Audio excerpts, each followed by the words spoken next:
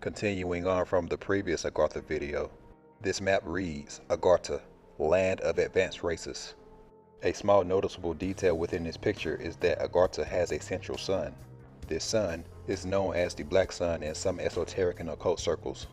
This inner sun is depicted in Iron Sky 2, the coming race. Hitler had an occult society within the Nazi regime called the Black Sun, which is also referred to as the SS. This is on display in the original Hellboy movie.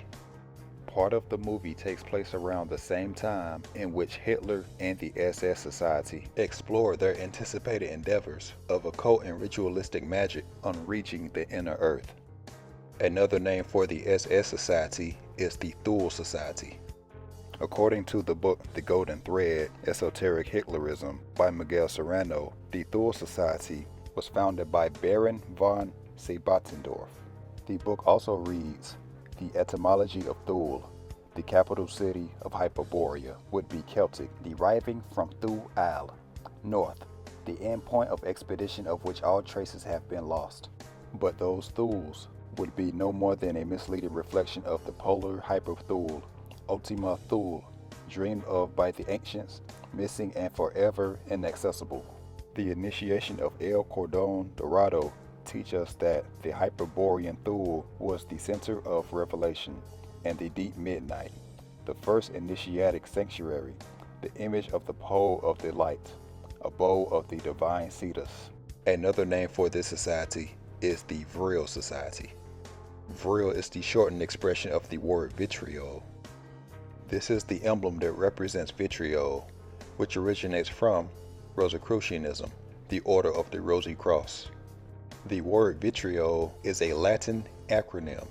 There are 7 letters, and each letter represents one of the 7 celestial spheres or planetary bodies within the domain of Saturn. The V is Visita, the I is Interiora, the T is Terrae, the R is Rectificando, the I is Invenius, the O is Occultum, and the L is Lapidum. This translates to English as, visit the innermost parts of earth. By setting things right, you will find the hidden stone.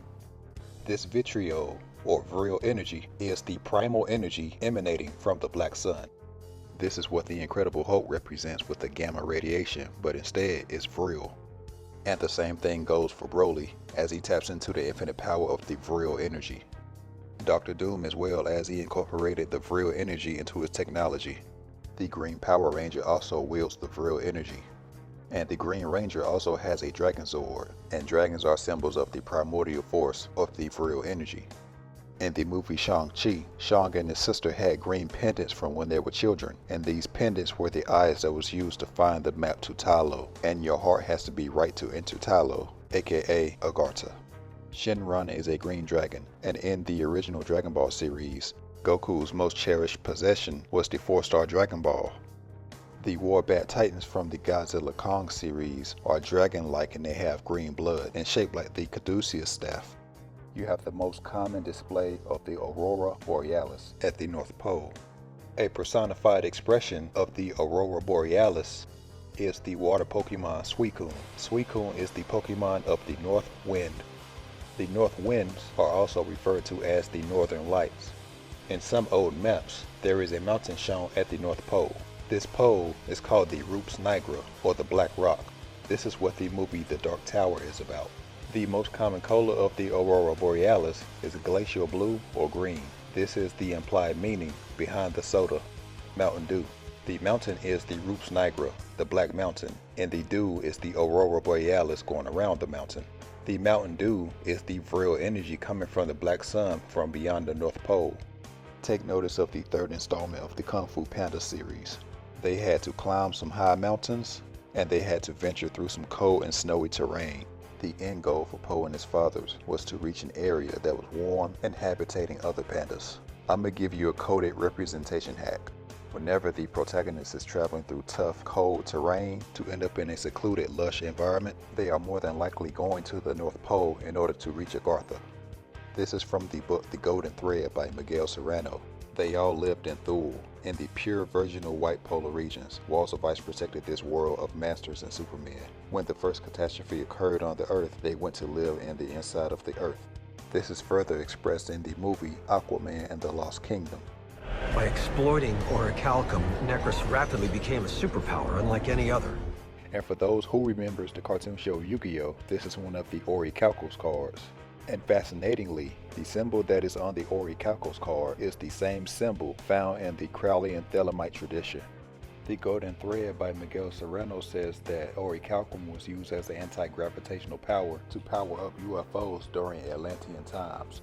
Orichalcum is the same vitriol or virile energy, maybe a materialized variation of the virile energy. This is what the book Vril, the Coming Race by Edward Bulwer Lytton is about. The Atlantis Encyclopedia by Frank Joseph describes orichalcum as a term Plato cites in Critias to describe a precious metal, second only in value to gold, manufactured in Atlantis. A strict translation of orichalcum renders something approximating gleaming copper or superior copper. At the height of their cultural extravagance and material prosperity, the Atlanteans decorated whole sections of their exterior walls with broad sheets of orichalcum as flamboyant displays of wealth.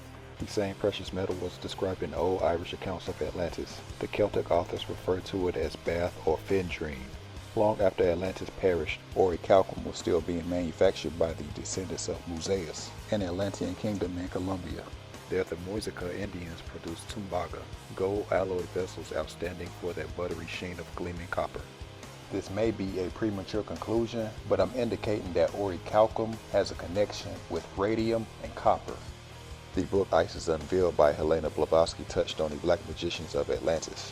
Therefore, while the former walked in the path of the divine instructors and acquiring their knowledge by degrees, learned at the same time to discern the evil from the good, the born adepts of Atlantis blindly followed the insinuation of the great and invisible dragon, the king Thebatot, the serpent of Genesis. Thebatot had neither learned nor acquired knowledge, but to borrow an expression of Dr. Wilder, in relation to the tempting serpent, he was a sort of Socrates who knew without being initiated. Thus, under the evil insinuations of their demon, Thebatot, the Atlantis race became a nation of wicked magicians. Theosophy Wiki says that this final destruction took place as a result of a war between Atlantean black magicians and the adepts of the time, who were forced to intervene to stop the abuse of psychic powers. Poisoning the land, the sea, even the mind of the tyrant who ruled Necros, Cordax. Atlan pleaded with him to stop using it before the world was irrevocably damaged. Cordax resented Atlan, thinking his own brother was trying to steal his power. So he resorted to dark magic and crafted an instrument of evil, that Black Trident. He transformed his people and himself into monsters.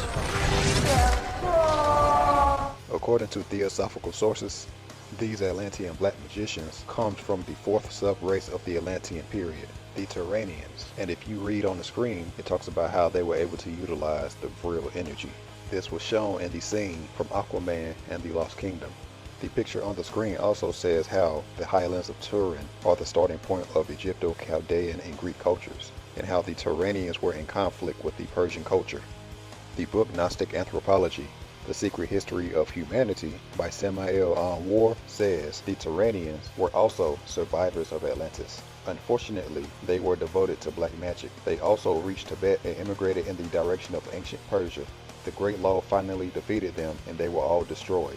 It also says when the fourth sub-race started to appear, the Turanians is when the black magicians started to develop, forming large groups. The Turanians were black magicians, and since nature always gives opportunity to the fallen souls, in order to rise again and to develop as true human beings, the Turanians were still practicing black magic from the Lemurian epoch and developing witchcraft sorcery through black tantra. The black magicians, witches, and sorcerers were developing very negative powers, controlling the animal and plant kingdoms, not only physically but internally, as they could see the elementals of nature. They were utilizing witchcraft and sorcery in order to manipulate the human masses, to conquer them. The Great Flood happened in order to clean the earth of evilness, that is, the Turanians who were dedicated to fornication and black magic.